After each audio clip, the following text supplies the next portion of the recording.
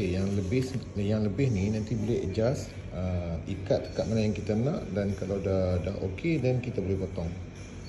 Kalau terlalu panjang, memang kita buat panjang sikit. Sebab nanti kalau dah fitting dah okey, kat sini nanti boleh potong. Cukup.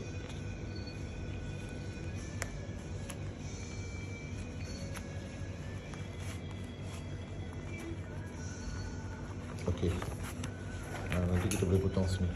Ikat dan kita potong.